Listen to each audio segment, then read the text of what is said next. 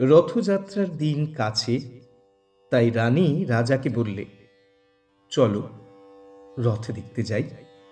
রাজা বললে, আচ্ছা। ঘোড়া শাল থেকে ঘোড়া বেরোলো, হাতি শাল থেকে হাতি, ময়ূরপঙ্খী যায় সারে সারে, আর বল্লম হাতে সারে সারে সিপাই শান্তি, দাস দাসী দলে দলে পিছে পিছে চলল। কেবল বাকি রইল একজন, রাজবাড়ির ঝাঁটার কাঠি কুড়িয়ে আনা তার কাজ।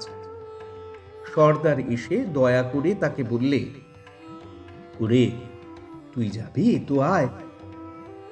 সে হাত জোড় করে বললে, আমার যাওয়া ঘটবে না।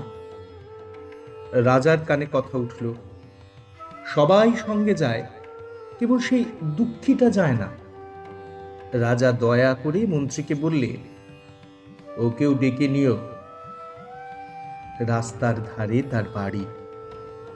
হাতি যখন সেইখানে পৌঁছল, মন্ত্রী তাকে ডেকে বললে, ওরে দুঃখী, ঠাকুর দেখবি চল। সে হাত জোড় করে বললে, কত চলব, ঠাকুরের দুয়ার পর্যন্ত পৌঁছই, সাধ্য কি আমার আছে? মন্ত্রী বললে, ভয় কি রে তোর, রাজার সঙ্গে চলবি।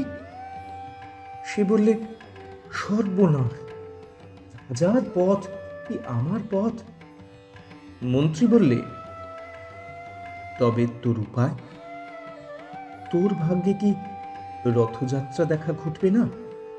সে বললে, ঘটবে বই কি, ঠাকুর তো রথে করেই আমার দুয়ারে আসেন। মন্ত্রী হেসে উঠল, বললে, তোর দুয়ারে রথের চিহ্ন কই? দুঃখী বললে, তোমার রথের চিহ্ন পড়ে না। মন্ত্রী বললে, কেন বলতো? দুঃখী বললে, তিনি যে আসেন পুষ্পক রথে। মন্ত্রী বললে, কই রে সেই রথ? দুঃখী দেখিয়ে দিলে,